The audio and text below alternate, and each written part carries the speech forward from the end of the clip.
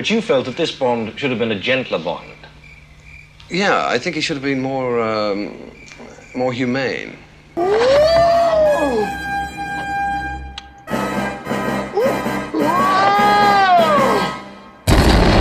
More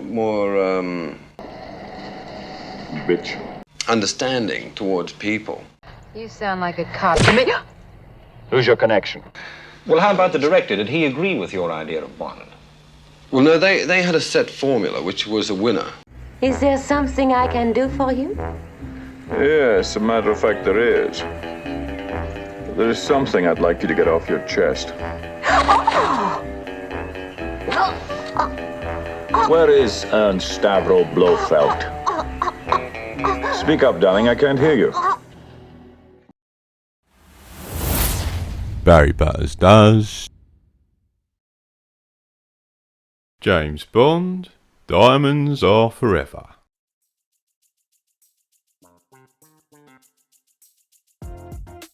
He's back, but he looks a lot older and a little bit out of shape. He also sounds like he's had enough. But now, as you say, this is your own sixth Bond film. There have, in fact, been two without you, if you count Casino Royale. Yeah. That leaves, by my reckoning, 5 Ian Fleming novels still unfilmed. Is there any chance that you'll be turning up in those too? No, I've got other things I want to do, you know. I mean, I have no desire to have £100 million, £50 million at all. But despite all that, Diamonds is another very solid Bond film. You got lots of nice ladies and some not so nice. You got all your fancy suits again. And your white and black DJ. Look at all that. Oh yeah, and he's also got a disguise at one point. Then he's got the old Walter PPK again, but he has to leave it behind, which then calls for a bit of improvisation. And then in terms of drink, he's having a nice drop of sherry this time around. Pity about your liver, sir. It's an unusually fine Solera. 51, I believe. There is no year for sherry, 007. I was referring to the original vintage on which the sherry is based, sir. 1851. And you got lots of lovely ladies again. We already seen this girl. And then we got, Hi, I'm Plenty. But of course you are. I'm Bambi. Good morning, Bambi. And I'm Thumper. So we got Marie, Plenty, Bambi and Thumper, and the main Bond girl, Tiffany Case. Oh, blimey. Yeah, so we got quite a nice selection this time. And then you got the old good versus evil. But hang about, he looks a bit familiar, this bloke.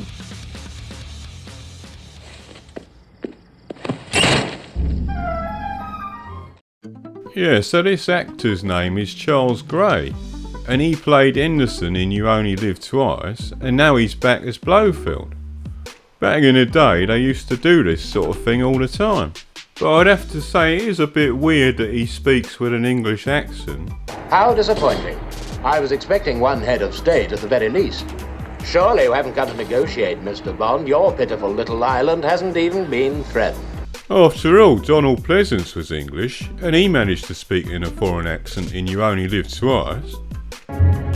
James Bond, allow me to introduce myself. I am Ernst Stavro Blofeld. Maybe they could have asked Peter Sellers. He's pretty good at foreign accents. I hasten to add that since each man will be required to do prodigious service along these lines, the women will have to be selected for their sexual characteristics, which will have to be of a highly stimulating nature. And for some reason, Charles Gray also plays the role in a slightly camp mode. You get down to that house. I'm afraid Mr. White has suddenly outgrown his usefulness. He even dresses up as a woman at one point.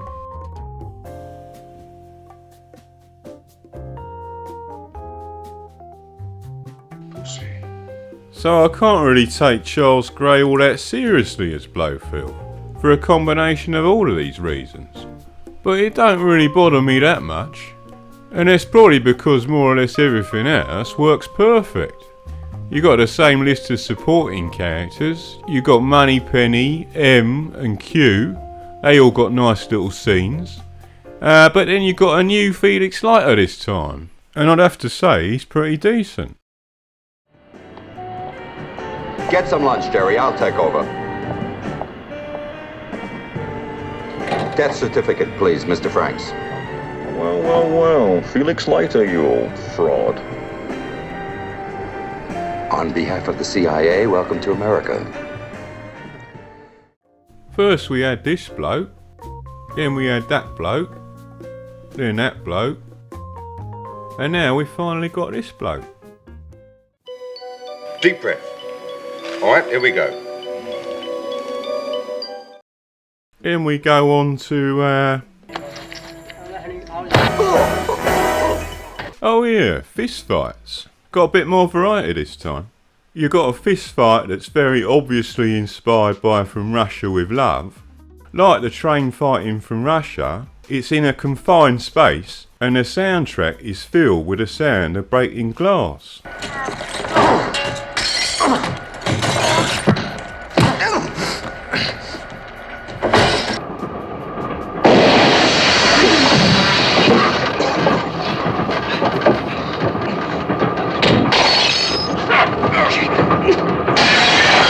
But then you've also got something completely new with Bambi and Thumper. All yours, Bambi.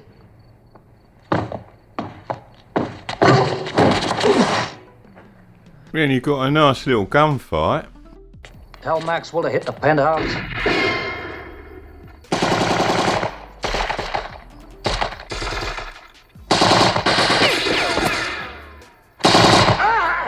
And a very stylish and enjoyable car chase. Lean over.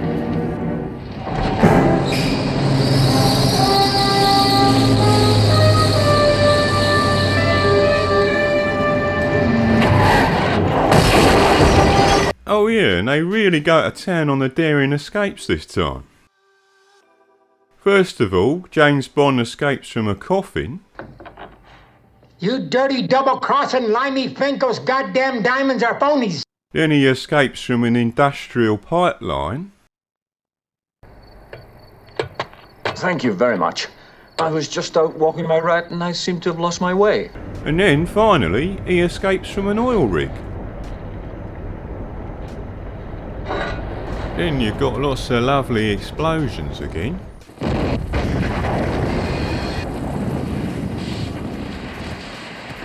Then you got a sex scene with the lovely Tiffany Case. You did talk to your friend Felix about me. Mm-hmm. Well, what did he say?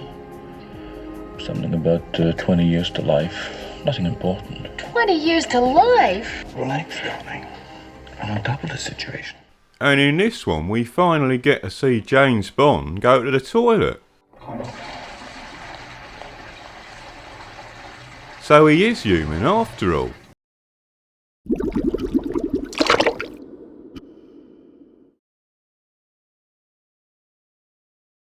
And things are a little more violent this time around.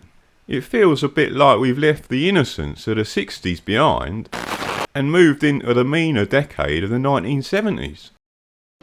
All the animals come out at night. Whores, skunk pussies, buggers, queens, fairies, dopers, junkies. Sick, venal. First of all, you've got an old lady dumped in a canal.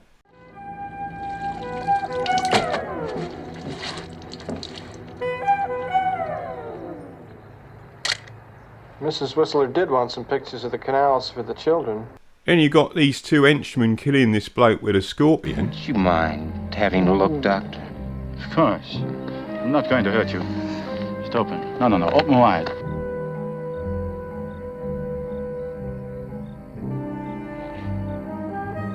Ha! Ha!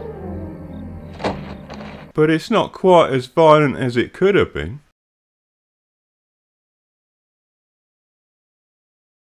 And then you got a villain set on fire at the end.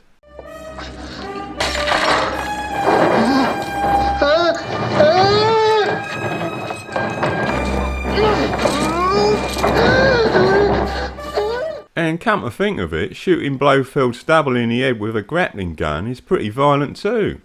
And incidentally, there are 2 moments in the film where you can briefly see women's nipples. Send me a message and I'll give you the timestamps. There's also quite a different tone this time around, insofar as you've got more moments of humour and silliness. They're both aboard. I must say, Miss Kay seems quite attractive. For a lady. Here we are. What an eye, what a night. Wait a second, hold it. I saw the whole thing. The machine's fixed. Who's she, your mother? Blow up your pants. Thank you very much. I was just out walking my rat and I seem to have lost my way.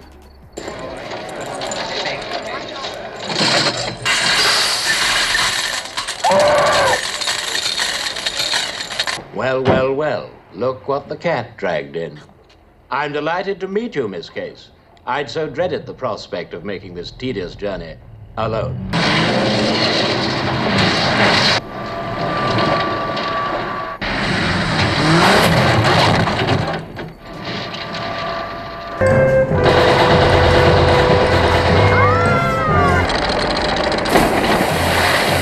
You stupid idiot, you're gonna kill me! You've got moments of humour and silliness, but also it's more cruel and violent. It's like the film's got a split personality or something. But in this way, Diamonds does indicate the 2 possible directions for all future Bond movies. On the one hand, you can go in a camp and silly direction, and this is taken to extremes under Roger Moore. Jesus, son of a bitch, I got him! What are you? Some kind of doomsday machine, boy? Or you can go in a more serious and violent direction, and this is exemplified by Timothy Dalton. You could have had everything. Don't you want to know why?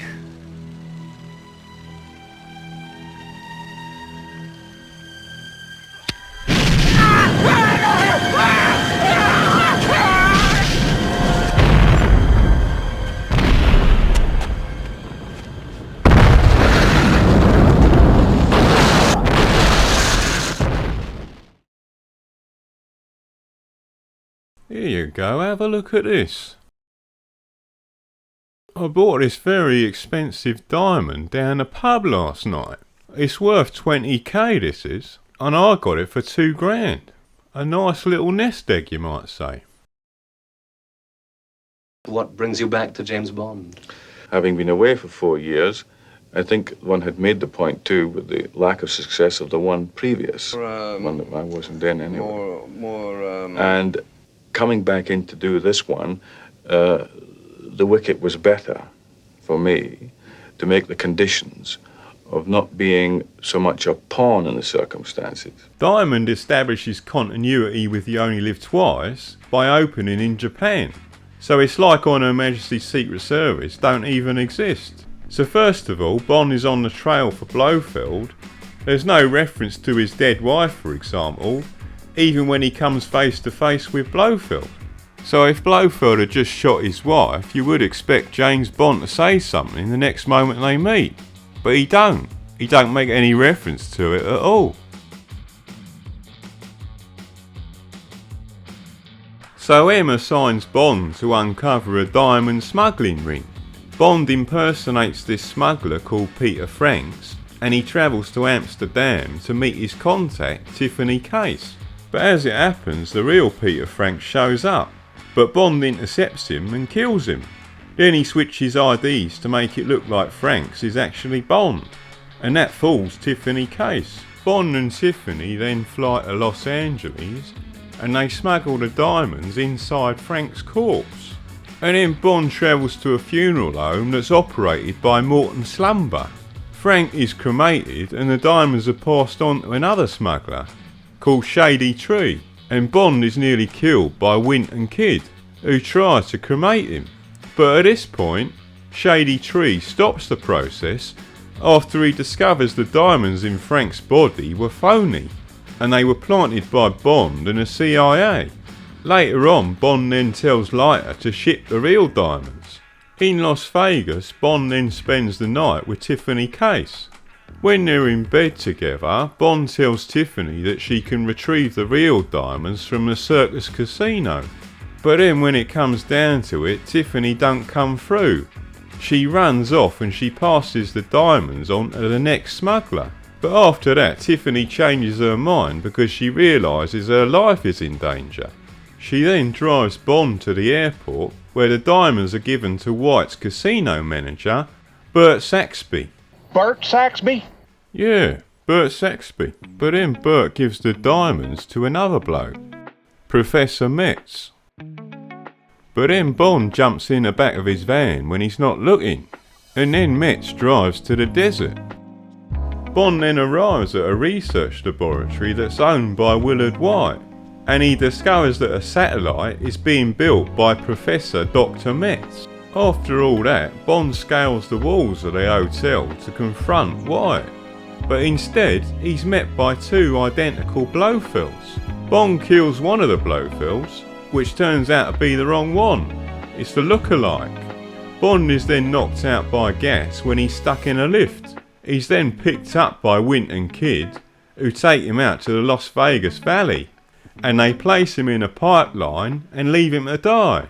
But Bond escapes, and then he calls Blofeld, but he uses a voice simulator provided by Q to pose as Bert Saxby, and this fools Blofeld. It works.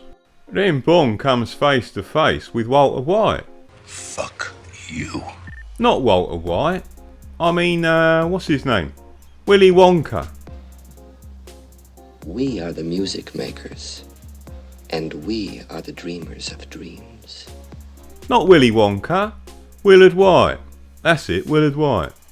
What the hell's happened to me, and what can I do about it? Bond then travels to Willard White's desert home, and he defeats two bodyguards, Bambi and Thumper. Then he meets the real Willard White. But while all this is going on, Blofeld kidnaps Tiffany Case. Meanwhile, with the help of Willard White, Bond carries out a raid on the lab, and he discovers Blofeld's plot to create a laser satellite using the diamonds.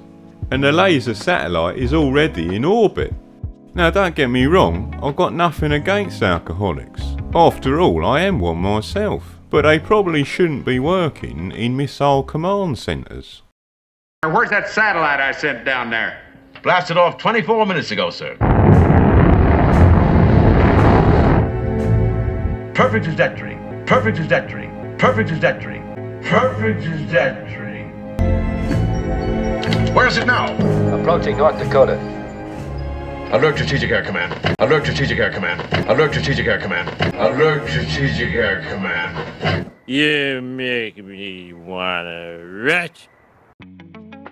Blofeld uses the laser to destroy nuclear weapons in China, the Soviet Union and the United States. And then after that he proposes an international auction for a global nuclear supremacy to the highest bidder. But at this point, Willard White helps Bond identify Blofeld's whereabouts. They figure out that he's on an oil rig in Baja, California. After infiltrating the base, Bond gets the upper hand. He uses a launch crane and a submarine like a wrecking ball, and he destroys the satellite control centre.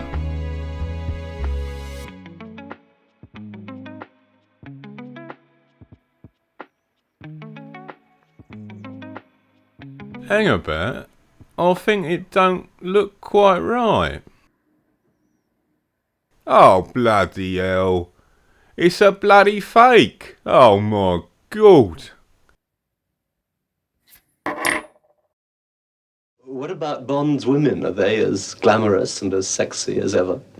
Yes, I think Jill St. John and Lana Wood certainly filled, I was going to say something else, but the bill. Right, time to move on to the Bond girl. I think I can start by saying that Tiffany Case is a bit two-dimensional. In this way it sort of follows the convention of Dr. No, Goldfinger and You Only Live Twice. So the basic character of Tiffany Case is that she's a crook. She's a diamond smuggler, and she's just in it for herself. But I feel like they could have made more of this than they did in the film.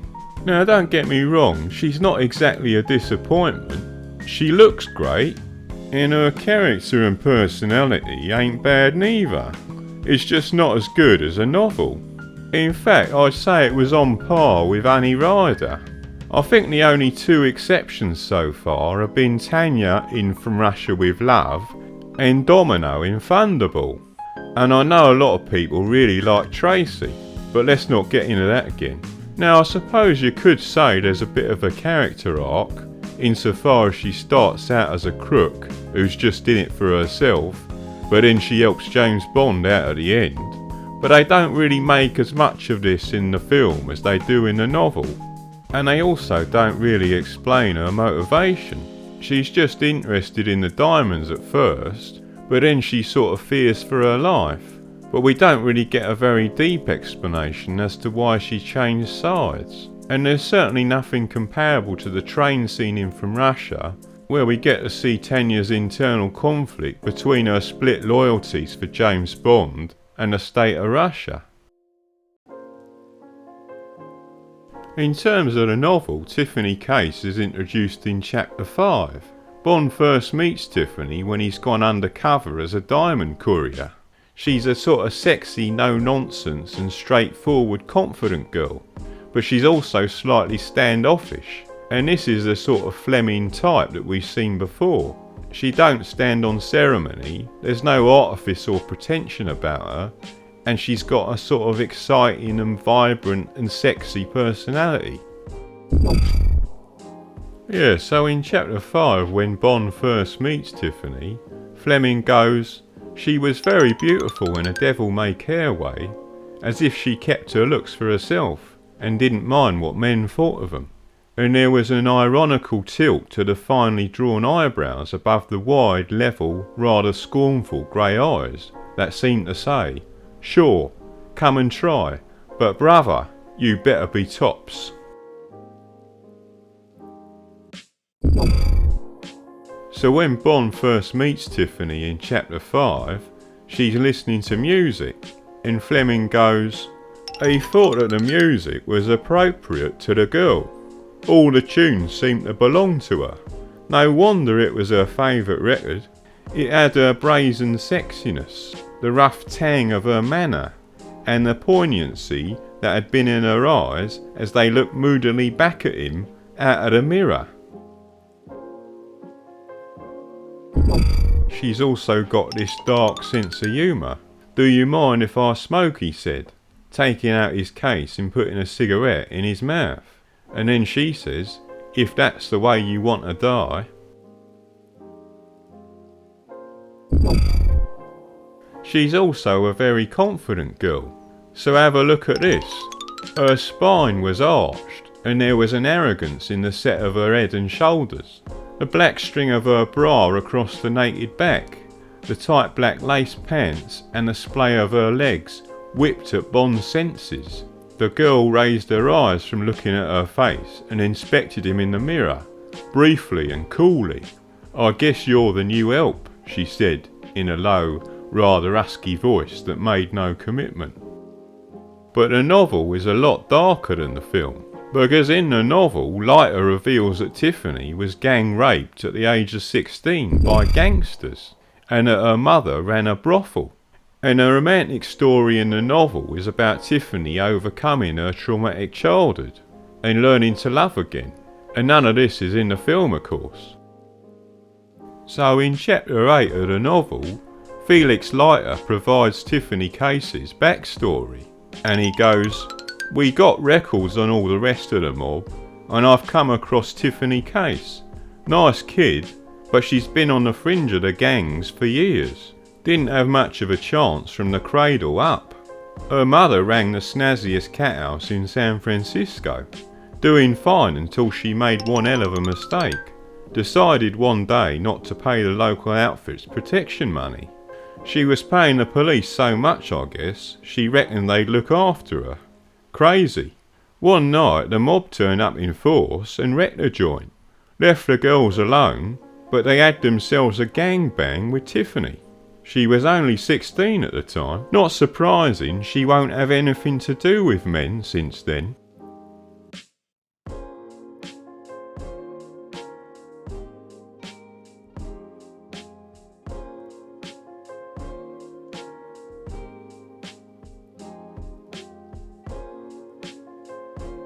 Is it purely a question of money and the control you can have over films, or do you still have some affection for Bond? Oh, yeah, I have no real dissatisfaction with the character as such. Is it a very faithful script to Fleming's original novel? I have never read the novel. I don't know. I think that I only read about 3 of them. I read Thunderball, because that was the first one we were supposed to do. Live and Let Die, and From Russia with Love. Why have you not read the rest? I don't really know.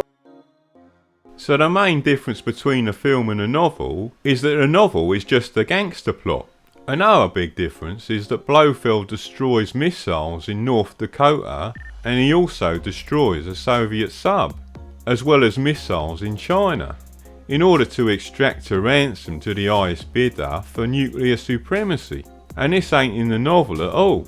In this sense, it's a very similar type of adaptation to You Only Live Twice.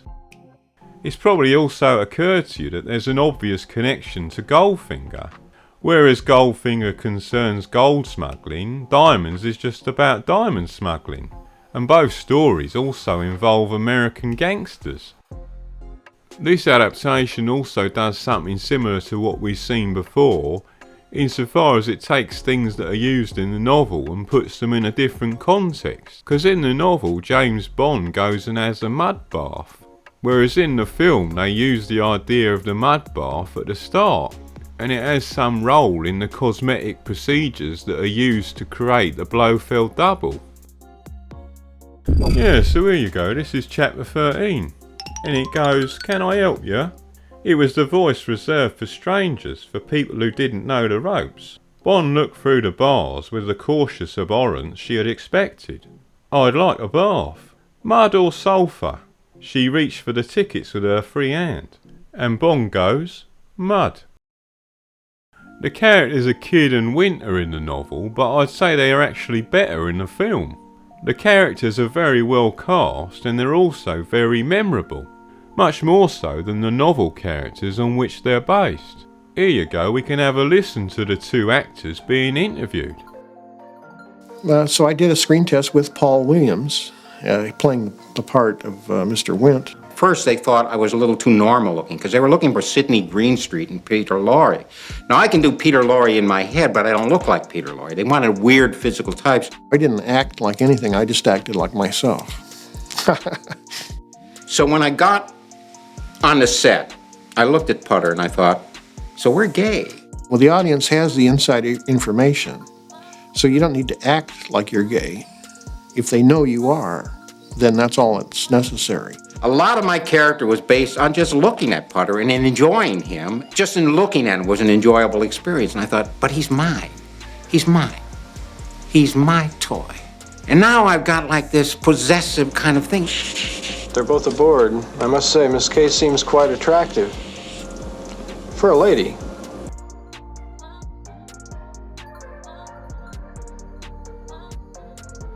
There is a bit of a difference between the treatment of Kidd and Wint in the novel versus the film, because in the novel they work for the American gangsters, but in the film they work for Spectre, and they also talk like gangsters in the novel, whereas in the film they sound like a couple of cultured intellectuals.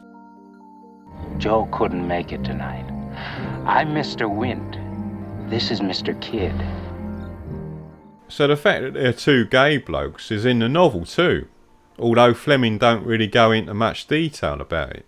But then again, neither does the film, I suppose. Yeah, so this is what Leiter tells Bond. He goes, "Kidd's a pretty boy. His friends call him Boofy. Probably shacks up with Wint. Some of these homos make the worst killers." And I think that's the only mention of homosexuality in the novel. So while the film sort of goes big and more exciting, it does lose things about the details of Bond's inner thoughts and feelings, and this is why the novels are a richer experience than the films in general, although there are some exceptions. I think Bond's affection for M is sometimes missing in the films too. The thing is, in the film they can only really imply this sort of affection, whereas the novel has a sort of advantage insofar as it can tell you what's going on in James Bond's head. So Fleming writes, there was a creak from M's chair, and Bond looked across the table at the man who held a great deal of his affection, and all his loyalty and obedience. In chapter 16 there's another interesting insight into James Bond's character. Bond munched his steak as if it was Mr. Serafimo Spang's fingers, and cursed the day he had taken on this idiotic role. But then he paused and went on eating more calmly. What the hell was he worrying about? This was a big assignment, which so far had gone well, and now he had penetrated right to the end of the pipeline, right into the parlour of Mr. Serafimo Spang, who, with his brother in London and with the mysterious ABC, ran the biggest smuggling operation in the world. What did Bond's feelings matter? It was only a moment of self-disgust, a touch of nausea brought on by being a stranger who had spent too many days too close to these sordidly powerful American gangs. And then a bit later, Fleming describes Bond's thoughts again. He tells us about his frustrations about being undercover, and it goes, the truth of the matter, Bond decided over coffee, was that he felt homesick for his real identity. He shrugged his shoulders. To hell with the Spangs and the hood-ridden town of Las Vegas.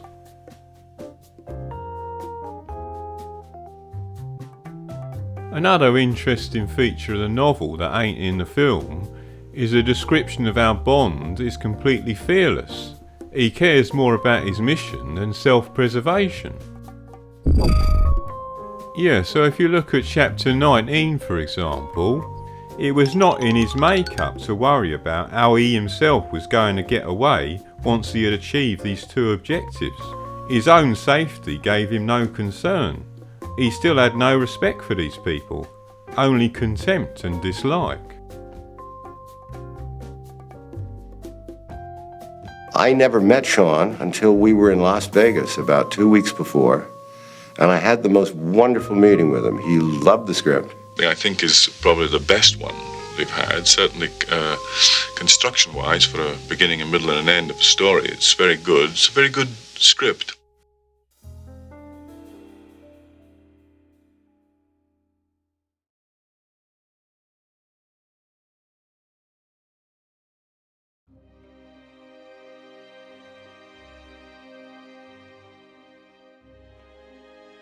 Basically, Diamonds takes all the tried and tested elements that we've seen before and shoves them all in one film. It's got everything really. You've got fist fights, gun fights, beautiful girls, tailored suits, car chases, some pretty cool stunts, and you've even got scenes in space again. And it's all peppered with moments of humour and slapstick. In particular, Diamonds combines elements of Goldfinger and You Only Live Twice. Come to think of it, Diamonds Are Forever also borrows one element of On Her Majesty's Secret Service, because you've got an aerial assault by helicopter at the end. Although in general I think Diamonds is an attempt to correct the faults of that film, by putting the Bond franchise back on the right track. You've got to remember that On Her Majesty's Secret Service had been a bit of a concern to the producers, because it had made a lot less money at the box office. So I think the producers of this film are trying to give fans what they want. I think this is why this film feels a bit like the greatest hits of all the previous films. It reintroduces all the elements that have worked so well in the past, and it does so very well and very efficiently, under the expert direction of Guy Hamilton. So they've done a good job with this one. It don't really break new ground, but it is very solid, and most importantly, it's very enjoyable.